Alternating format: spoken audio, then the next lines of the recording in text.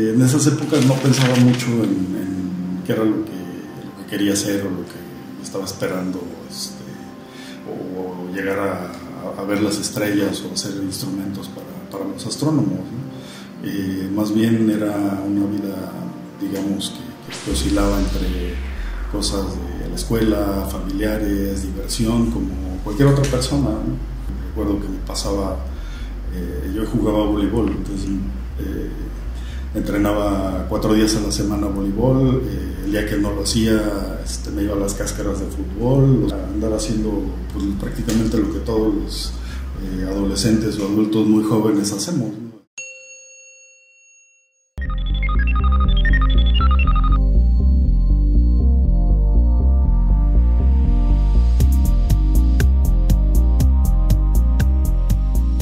Yo hice un doctorado en astrofísica en el Instituto Nacional de Astrofísica, Óptica y Electrónica.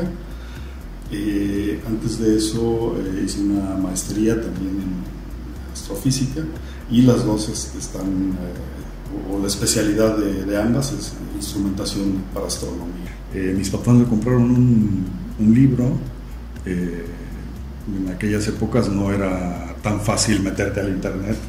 No teníamos esas capacidades, y el libro estaba lleno de un montón de ilustraciones, ¿no? Creo que influyeron un montón en todo eso, ¿no? Ir y buscar más cosas, averiguar, leer, y cuando encuentras algo así que te gusta, como que todo lo demás llega solo.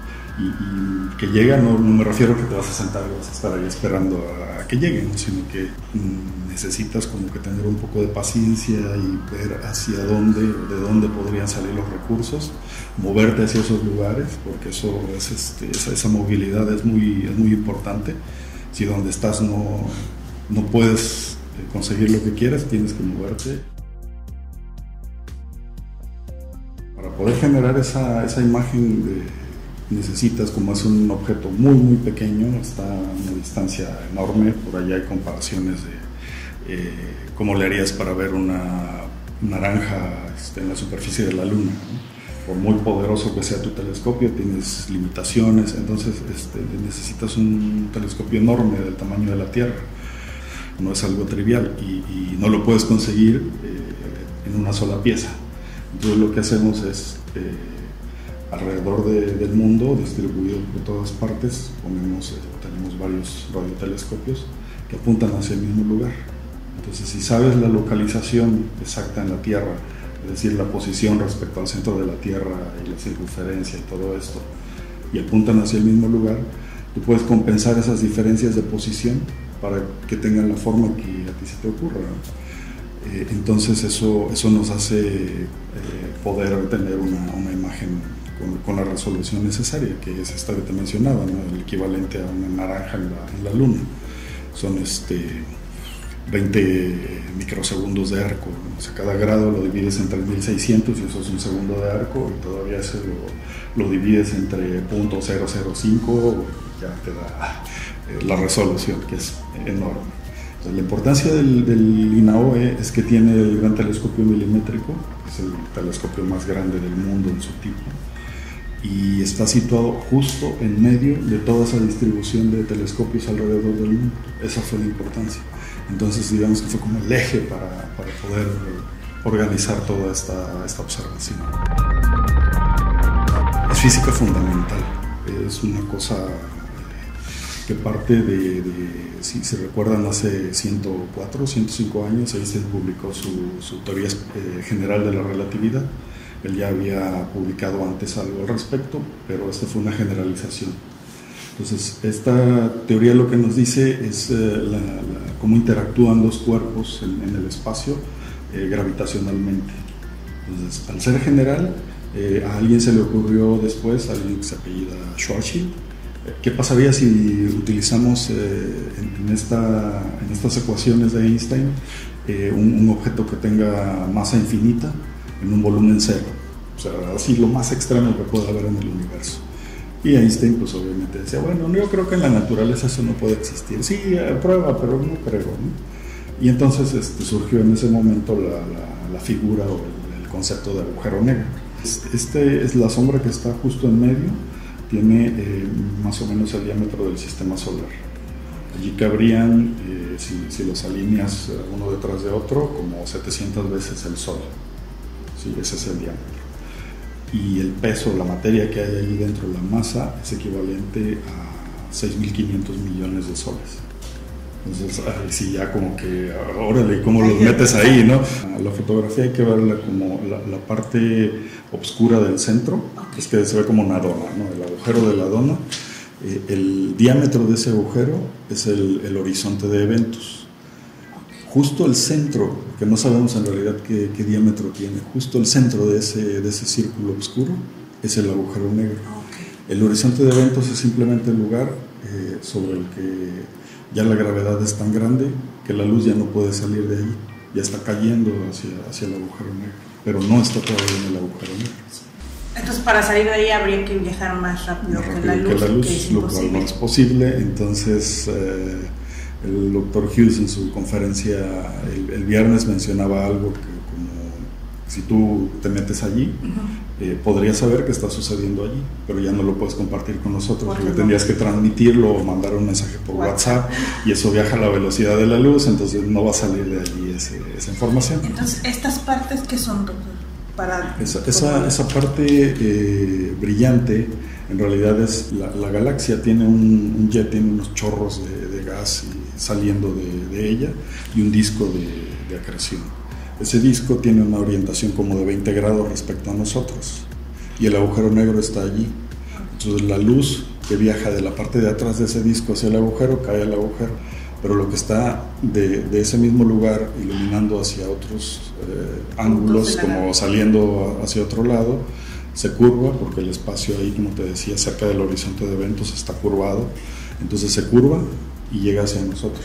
Nosotros estamos por acá observando, entonces estamos viendo lo que está detrás del agujero negro, un poquito afuera del horizonte de eventos, por eso lo vemos así.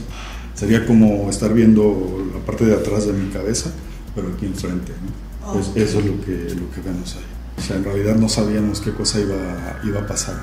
Resultados previos con menores resoluciones y cosas así estaban sugiriendo una asimetría, que era un poco ovalado, y si esa asimetría se confirmaba, en realidad querría decir que no la teoría general de Einstein, pero alguna otra, sino que alguna otra era la que estaba en lo cierto, ¿no? Entonces, si fueron así como que, oye, es que mira, sí sale circular, y en realidad lo que quiere decir es que esto es una cosa esférica, no importa por dónde la veas, la parte brillante va a cambiar de forma, pero la parte oscura no, siempre va a estar así, siempre es un círculo. Katie es una persona muy entusiasta y siempre necesitas una persona así en un grupo, sobre todo si los demás son así medio... Exactamente, entonces trae esas emociones y funciona bastante bien, ¿no? Y a ella la invitaron ahí, el investigador principal del proyecto le invitó y pidió que fuera allí. Tiene una razón, y después de platicar unos minutos con ella, sabes que es la experta en correlacionar señales y encontrar cosas estadísticas para aplicarlas en las fotografías, en las señales que estás adquiriendo, y reconstruir y tener fotografías. Estamos planeando incrementar un poco la resolución. Hay un montón de datos aún por analizar. Estos no son todos los datos. Tenemos observaciones del agujero negro de Sagitario A estrella, que es el agujero que está en el centro de la Vía Láctea. Es donde está la Tierra. Es donde está la Tierra, la Vía Láctea, sí, nuestra galaxia. Entonces, vamos a analizar esos datos, formar una imagen como esperamos que como esta, y en algún momento va a publicarse.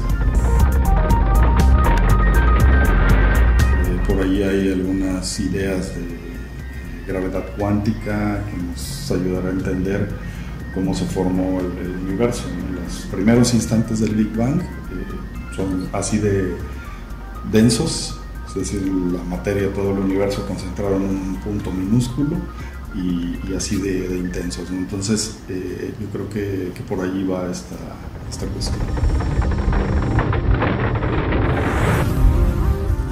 Lo que más me funciona a mí es hablar con las personas, porque ves la expresión que tienen, ¿no? Y si ves la expresión, sabes que no están entendiendo nada y entonces buscas la forma de poner un ejemplo de alguna manera más sencillo, muy conceptual para poder explicar eso.